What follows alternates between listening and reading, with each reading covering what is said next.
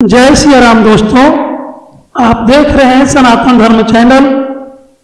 सनातन धर्म चैनल में इसके पूर्व शिव पुराण, गरुड़ पुराण, गरुड़ सारोद्धार की कथाएं आपने सुनी है। आज हम आपको गरुड़ सारोद्धार के 8वें अध्याय की कथा लेकर के आया हूं। 8वें अध्याय में मरणकालिक दान एवं मरण काल में भगवान नाम स्मरण का क्या महत्व है, इससे क्या फल मिलता है, इस पर हम चर्चा करेंगे, इसकी कथा हम कहेंगे। अब तक हमारे चैनल को आप सब्सक्राइब नहीं किए हैं तो सब्सक्राइब करें, लाइक करें और अपना सुझाव कमेंट बॉक्स में लिखें। चलिए हम एक बार विष्णु भगवान का ध्यान करें, गरुड़ भगवान का ध्यान करें और फिर कथा की ओर चलते हैं। अध्याय की कथा में गरुड़ भगवान कहते हैं, हे प्रभु, पुण्य आत्माओं की सारी परलौकिक क्रियाओं के संबंध में मुझे बताइए। पुत्रों को जिस प्रकार वह क्रिया करनी चाहिए उसे उसी प्रकार कहिए। श्री भगवान ने कहा, हे गरुड़, मनुष्यों के हित की दृष्टि से आपने बड़ी उत्तम बात पूछी है। धार्मिक मनुष्य के लिए करने योग्य जो कृत्य है वह सब मैं तुम्हें कहता हूं। पुण्यात्मा व्यक्ति वृद्धावस्था के प्राप्त होने पर अपने शरीर को व्याधिग्रस्त तथा ग्रहों की प्रतिकूलता को देखकर और प्राणवायु के नाद न सुनाई पड़ने पर अपने मरण का समय जानकर निर्भर हो जाए और आलस्य का परित्याग कर जाने अनजाने किए गए पापों के विनाश के लिए प्रायश्चित का आचरण करें। जब आतुर काल उपस्थित हो जाए तो स्नान करके शालिग्राम स्वरूप भगवान विष्णु की पूजा करें। गंध, पुष्प, कुमकुम, तुलसी दल, धूप, दीप तथा बहुत से मोदक आदि नैवेद्यों को समर्पित करके भगवान की अर्चना करें और विप्रों को दक्षिणा देकर नैवेद्य का ही भोजन करें तथा अष्टाक्षर अथवा द्वादश अक्षर मंत्र का जप करें। अष्टाक्षर मंत्र होता है ओम नमो नारायणाय और द्वादश अक्षर मंत्र है ओम नमो भगवते वासुदेवाय। भगवान विष्णु और शिव के नाम का स्मरण करें और सुने। भगवान का नाम कानों से सुना पढ़ने पर वह मनुष्य के पापों को नष्ट करता है।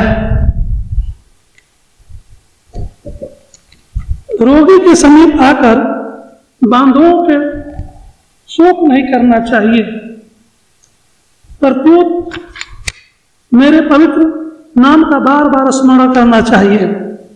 विद्वान व्यक्ति को मत्स्य, कूर्म, वराह, नरसिंह, वामन, परशुराम, राम, कृष्ण, बुध और कलि इन 10 नामों का सदा स्मरण कीर्तन करना चाहिए। जो व्यक्ति रोगी के समीप उपयुक्त नामों का कीर्तन करते हैं वे ही उसके सच्चे बांधव पाए गए हैं। कृष्ण या मंगलमय नाम जिसकी वाणी से उच्चारित होता है उसके करोड़ों महापातक तत्काल भस्म हो जाते हैं। मरणासन अवस्था में अपने पुत्र के बहाने से नारायण नाम लेकर अजामिल भी भगवत धाम को प्राप्त हो गया, तो फिर जो श्रद्धापूर्वक भगवान के नाम का उच्चारण करने वाले हैं उनके विषय में क्या कहना। दूसरी चित्तवृत्ति वाले व्यक्ति के द्वारा भी स्मरण किए जाने पर भगवान उसके समस्त पापों को नष्ट कर देते हैं। जैसे अनिच्छापूर्वक भी स्पर्श करने पर अग्नि जलाता ही है। हे द्विज, पापों का समूल विनाश करने की जितनी शक्ति भगवान के नाम में है, पातकी मनुष्य उतना पाप करने में समर्थ ही नहीं है। यमदेव अपने किंकरों से कहते हैं, हे द्विजों, हमारे पास नास्तिक जनों को ले आया करो।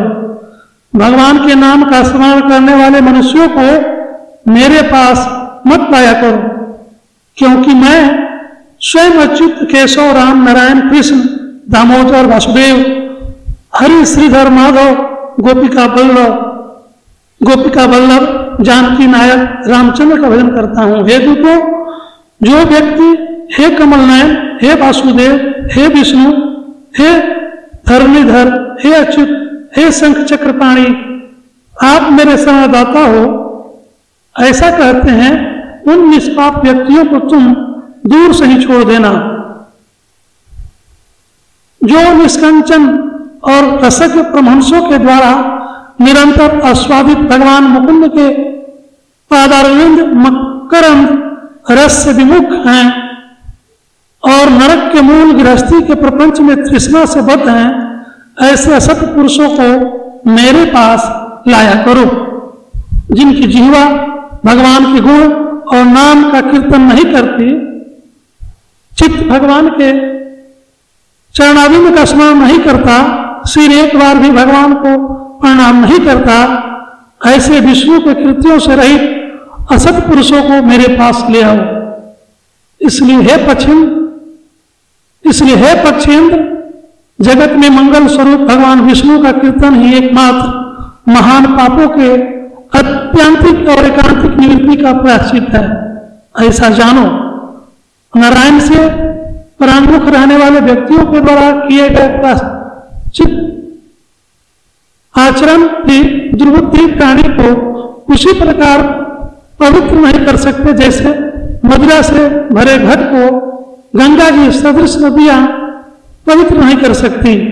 भगवान कृष्ण के नाम स्मरण से पाप नष्ट हो जाने के कारण जीव नरक को नहीं देखते और स्वप्न में भी कभी यम तथा यमदूतों को नहीं देखते। जो व्यक्ति अंतकाल में नंद नंदन भगवान श्री कृष्ण जिसके पीछे चलते हैं, ऐसी गाय को ब्राह्मणों को दान देता है, वह मांस, हड्डी और रक्त से परिपूर्ण वैतरणी नदी में नहीं गिरता। अथवा जो मृत्यु के समय में नंद नंदन इस प्रकार की वाणी भगवान नाम को उच्चारण करता है, वह पुनः मांस, अस्थि और रक्त से परिपूर्ण वैतरणी रूपी शरीर को प्राप्त नहीं करता, शरीर धारण नहीं करता, अर्थात मुक्त हो जाता है। अतः पापों के समूह को नष्ट करने वाले महाविष्णु के नाम का स्मरण करना चाहिए, अथवा गीता या विष्णु सहस्त्र नाम का पठन अथवा श्रवण करना चाहिए। एकादशी का व्रत, गीता, गंगाजल, तुलसी दल, भगवान विष्णु का चरणामृत और नाम, ये मरण काल में मुक्ति देने वाले हैं। इसके बाद घृत और सुवर्ण सहित अन्न दान का संकल्प करें। श्रोत्रिय द्विज तो सवत्सा गौ का दान करें। हे पार्थ, जब मनुष्य अंतकाल में थोड़ा या बहुत दान देता है और पुत्र उसका अनुमोदन करता है, वह दान अक्षय होता है। सतपुत्र को चाहिए कि अंतकाल में सभी प्रकार का दान दिलाए। लोक में धर्म के पुरुष इसलिए पुत्र के लिए प्रार्थना करते हैं। भूमि पर स्थित आदि आंख मूंदे हुए पिता को देखकर पुत्रों को उनके द्वारा पूर्व संचित धन के विषय में तृष्णा नहीं करनी चाहिए। सतपुत्र के द्वारा दिए गए दान से जब तक उसका पिता जीवित हो तब तक, और फिर मृत्यु के अनंतर अतिवाहिक शरीर से भी परलोक के मार्ग में वह दुख नहीं प्राप्त करता। आतुर काल और ग्रहण काल, इन दोनों कालों में दिए गए दान का विशेष महत्व है। इसलिए 3 आदि अष्टदान अवश्य देने चाहिए। 3 लोहा, सोना, कपास, नमक, सप्तदान, भूमि और गौ, इनमें से एक एक का दान भी पवित्र करने वाला है। यह अष्ट महादान महापातकों का नाश करने वाला है, अतः अंतकाल में इसे देना चाहिए। इन दानों का जो उत्तम फल है उसे सुनो।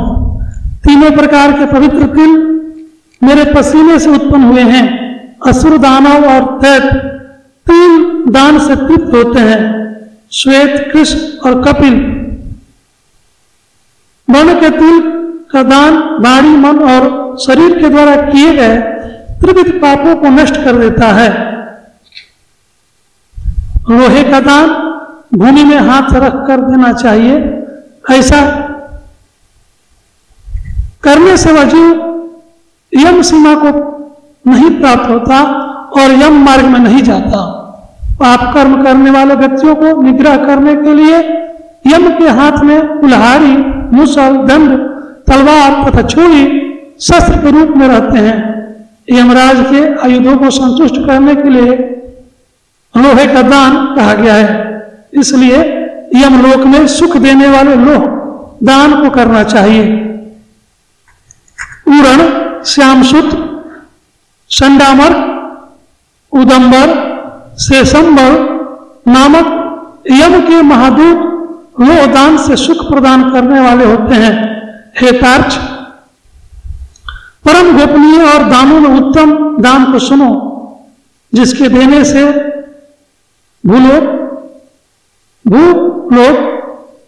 यानी पृथ्वी लोक, अंतरिक्ष और स्वर्ग लोक के निवासी अर्थात मनुष्य, भूत, प्रेत तथा देवगण संतुष्ट होते हैं। ब्रह्मा आदि देवता, ऋषिगण तथा धर्मराज के सभासद स्वर्ण दान से संतुष्ट होकर वर प्रदान करने वाले होते हैं, इसलिए प्रेत के उद्धार के लिए स्वर्ण दान करना चाहिए। हे तात, स्वर्ण का दान देने से जीव यमलोक नहीं जाता, उसे स्वर्ग की प्राप्ति होती है। बहुत काल तक वह जीव सत्यलोक में निवास करता है।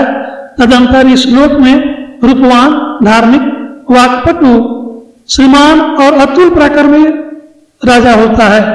कपास का दान देने से यमदूतों से भय नहीं होता। लवण का दान देने से यम से भय नहीं होता। लोहा, नमक, कपास, तिल और स्वर्ण के दान से यमपुर के निवासी चित्रगुप्त आदि संतुष्ट होते हैं। सप्त दान प्रदान करने से धर्मराज और यमपुर के तीनों द्वारों पर रहने वाले अन्य द्वारपाल भी प्रसन्न हो जाते हैं। धान, जौ, गेहूं, मूंग, उड़द, काकुन या कमुनी और सतवां चना ये सब दान कहे गए हैं। जो व्यक्ति गोच मात्र भूमि विधान पूर्वक सब पात्र को देता है, वह ब्रह्म हत्या के पाप से मुक्त होकर पवित्र हो जाता है। ऐसा मुनीश्वरों ने देखा है। राज में किया हुआ अर्थात राज संचालन में राजा से होने वाले महापाप न व्रतों से, न तीर्थ सेवन से और न अन्य किसी दान से नष्ट होता है, अपितु वह तो केवल भूमि दान से ही विलीन होता है। जो व्यक्ति ब्राह्मण को दान्यपूर्ण पृथ्वी का दान करता है, वह देवताओं और असुरों से पूजित होकर इंद्रलोक में जाता है। हे गरुण, अन्य दानों का फल अल्प होता है, किंतु पृथ्वी दान का पुण्य दिन प्रतिदिन बढ़ता जाता है। भूमि का स्वामी होकर भी जो ब्राह्मणों को भूमि नहीं देता, वह जन्मांतर में किसी ग्राम में एक कुटिया तक भी नहीं प्राप्त करता और जन्म जन्मांतर में अर्थात प्रत्येक जन्म में दरिद्र होता है। भूमि का स्वामी होने के का अभिमान में जो भूमि का दान नहीं करता, वह तब तक नरक में निवास करता है जब तक शेषनाग पृथ्वी को धारण करते हैं। इसलिए भूमि के स्वामी को भूमि दान करना ही चाहिए। अन्य व्यक्तियों के लिए भूमि दान के स्थान पर मैंने गोदान का विधान किया है। इसके लिए अंत धेनु का दान करना चाहिए और रुद्र धेनु देनी चाहिए। तदंतर ऋण धेनु देकर मोक्ष धेनु का दान करना चाहिए। हे खग, विशेष विधान पूर्वक वैतरणी धेनु का दान करना चाहिए। दान में दी गई गौएं मनुष्य को त्रिविध अधिभौतिक, अधिदैविक, आध्यात्मिक तापों तथा कायिक, वाचिक और मानसिक पापों से मुक्त करती है। बाल्यावस्था में, कुमारावस्था में, युवावस्था में, वृद्धावस्था में अथवा दूसरे जन्म में, रात में, प्रातःकाल, मध्याह्न, अपराह्न और दोनों संध्या कालों में शरीर, मन और वाणी से जो जो पाप किए जाते हैं, वे सभी पाप तपस्या और सदाचार से युक्त वेद ब्राह्मण को उपस्तर युक्त स्वत्सा और दूध देने वाली कपिला गौ के एक बार दान देने से नष्ट हो जाते हैं। दान में दी गई और गौ अंत काल में गोदान करने वाले व्यक्ति का संचित पापों से उद्धार कर देती है। स्वच्छित अवस्था में दी गई 1 गौ, आतुरावस्था में दी गई 100 गौ और मृत्यु काल में चित्त विवर्जित व्यक्ति के द्वारा दी गई 1000 गौ तथा मौत पर काल में दी गई विधि पूर्वक 1 लाख गौ के दान का फल बराबर ही होता है। तीर्थ में सतपात्र को दी गई 1 गौ का दान 1 लक्ष गोदान के तुल्य होता है। सतपात्र में दिया गया दान लक्ष गुना होता है। दाता को अनंत फल प्राप्त होता है और पात्र को प्रतिग्रह का दोष नहीं लगता। स्वाध्याय और होम करने वाला तथा दूसरे के द्वारा पकाए गए अन्न को खाने वाला अर्थात स्वयं पाकी ब्राह्मण रत्न को पृथ्वी का दान देकर भी प्रतिग्रह दोष से लिप्त नहीं होता। विष और शीत को नष्ट करने वाले मंत्र को और आग विद्या दोष के भागी होते हैं।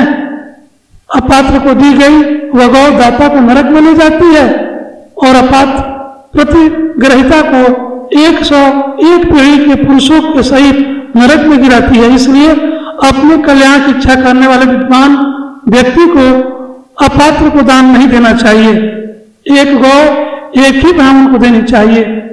बहुत ब्राह्मणों को 1 गौ कदापि नहीं देनी चाहिए। वह गौ यदि बेची गई अथवा बांटी गई तो 7 पीढ़ी तक के पुरुषों को जला देती है।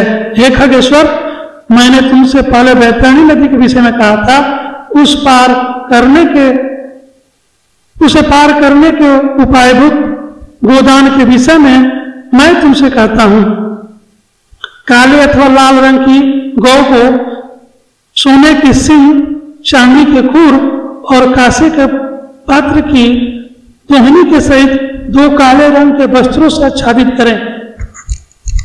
उसके कंठ में घंटा बांधे, तब कपास के ऊपर वस्त्र सहित ताम्र पात्र को स्थापित करके वहां लो दंड सहित सोने की यह मूर्ति भी स्थापित करे और कांसे के पात्र में घृत रखकर यह सब ताम्र पात्र ऊपर रखें। नींव बनाकर और रेशमी सूत्र से उसे बांधकर भूमि पर गड्ढा खोदे एवं उसमें जल भरकर वही की नींव नाव उसमें डाले। उसके समीप सूर्य की देह से उत्पन्न हुई धेनु को खड़ी करके शास्त्रीय विधि विधान के अनुसार उसके दान का संकल्प करें। ब्राह्मणों को अलंकार और वस्त्र का दान दें तथा गंध, पुष्प, अक्षत आदि से विधान पूर्वक गौ की पूजन करें। गौ की पूंछ को पकड़ के ईख की नाव पर पैर रखकर ब्राह्मण को आगे करके इस मंत्र को पढ़ें। भवसागर मगन्ना नाम ये मंत्र है। हे जगन्नाथ, हे शरणवत्सल, भवसागर में डूबे हुए शोक संताप की लहरों से दुख प्राप्त करते हुए जनों के आप ही रक्षक हैं। हे ब्रह्मांड श्रेष्ठ विष्णु रूप भूमिदेव, आप मेरा उद्धार कीजिए। मैंने दक्षिणा के सहित वैतरणी रूप में गौ आपको दिया है, आपको नमस्कार है। मैं महाभयावह यम मार्ग में 100 योजन विस्तार वाली उस वैतरणी नदी को पार करने की इच्छा से आपको इस वैतरणी गौ को दान देता हूं, आपको नमस्कार है। हे वैतरणी धेनु, हे देवेशी, यम द्वार के महामार्ग में वैतरणी नदी को पार कराने के लिए आप मेरी प्रतीक्षा करना, आपको नमस्कार है। मेरे आगे भी गौएं हों, मेरे पीछे भी गौएं हों, मेरे हृदय में भी गौएं हों और मैं गौओं को मध्य में निवास करूं। जो लक्ष्मी सभी प्राणियों में प्रतिष्ठित हैं तथा जो देवता में प्रतिष्ठित हैं, वे ही धेनु रूपा लक्ष्मी देवी मेरे पाप को नष्ट करें। इस प्रकार मंत्रों से भली भांति प्रार्थना करके हाथ जोड़कर गौ और यम की प्रदक्षिणा करके सब कुछ ब्राह्मण को प्रदान करें। हे खग, इस विधान से जो वैतरणी धेनु प्रदान करता है वह धर्म मार्ग से धर्मराज की सभा में जाता है। शरीर की स्वस्थ अवस्था में ही वैतरणी विषयक व्रत का आचरण कर लेना चाहिए और वैतरणी पार करने की इच्छा से विद्वान को वैतरणी गौ का दान करना चाहिए। हे खग, वैतरणी गौ का दान करने से महामार्ग में वह नदी नहीं आती, इसलिए सर्वदा पुण्य काल में गोदान करना चाहिए। गंगा आदि सभी तीर्थों में, ब्राह्मणों के निवास स्थानों में, चंद्र और सूर्य ग्रहण के काल में, संक्रांति में, अमावस्या तिथि में, उत्तरायण और दक्षिणायन और मकर संक्रांतियों में, विषु अर्थात मेष और तुला की संक्रांति में, व्याप्तिपात योग में, युगादि तिथियों में तथा अन्य पुण्य कालों में उत्तम गोदान देना चाहिए। जब कभी भी श्रद्धा उत्पन्न हो जाए और जब भी दान के लिए सुपात्र प्राप्त हो जाए, वही समय दान के लिए पुण्य काल है, क्योंकि संपत्ति अस्थिर है, शरीर नश्वर है, संपत्ति सदा रहने वाली है, संपत्ति सदा रहने वाली नहीं है और मृत्यु प्रतिक्षण निकट आती जा रही है। इसलिए धर्म का संचय करना चाहिए। अपनी धन संपत्ति के अनुसार किया गया दान अनंत फल वाला होता है। इसलिए अपने कल्याण की इच्छा रखने वाले व्यक्ति को विद्वान ब्राह्मण को दान देना चाहिए। अपने हाथ से अपने कल्याण के लिए दिया गया अल्प वित्त वाला वह दान भी अक्षय होता है और उसका फल भी तत्काल प्राप्त होता है। दान रूपी पाथेय को लेकर जीव परलोक के महामार्ग में सुखपूर्वक जाता है, अन्यथा दान रूपी पाथेय रहित प्राणी को यम मार्ग में कलेश प्राप्त होता है। पृथ्वी पर मनुष्यों के द्वारा जो जो दान दिए जाते हैं, यमलोक के मार्ग में वो सभी आगे उपस्थित हो जाते हैं।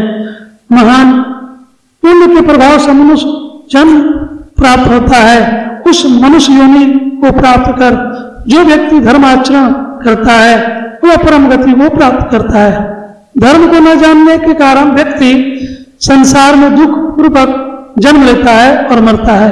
केवल धर्म के सेवन में ही मनुष्य जीवन की सफलता है।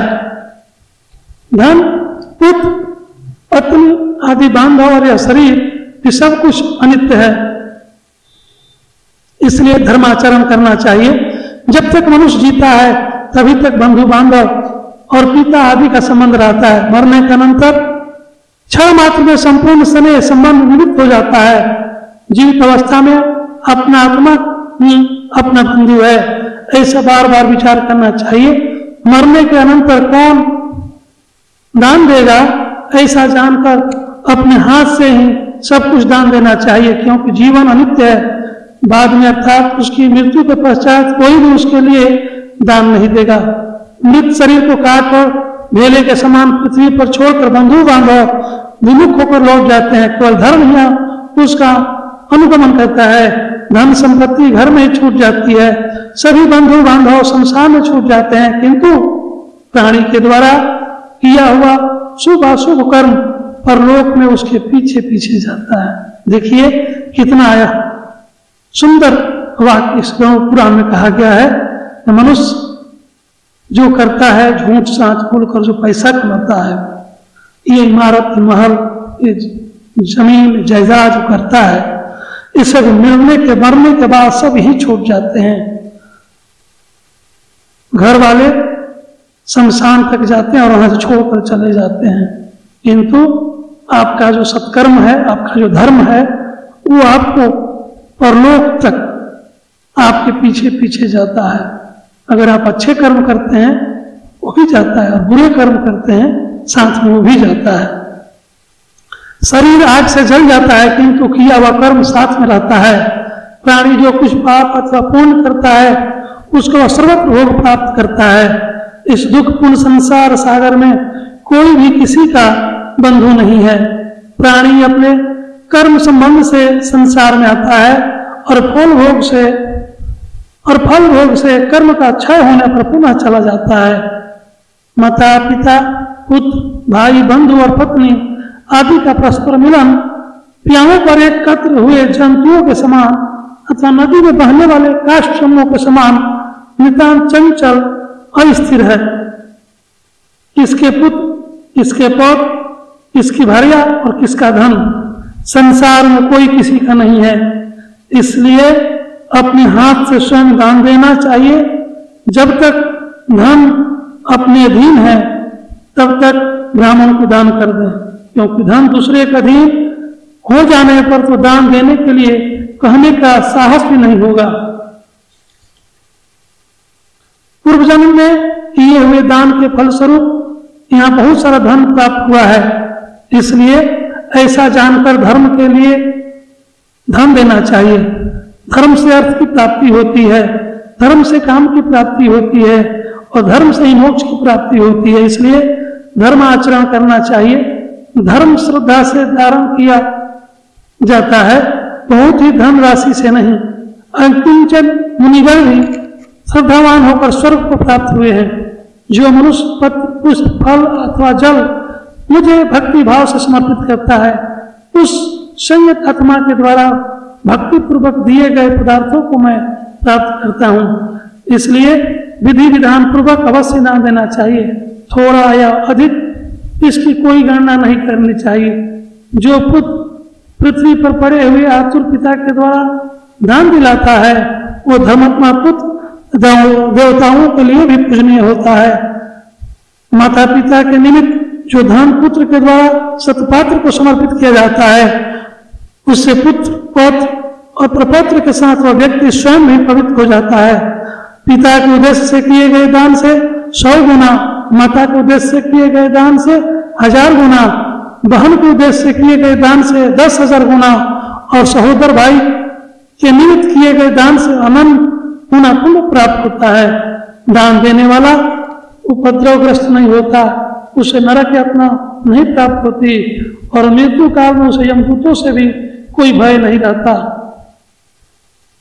एक हद यदि कोई व्यक्ति लोभ से आतुर काल में दान नहीं देते, वे कंजूस पापी मरने के अनंतर शोक मग्न होते हैं।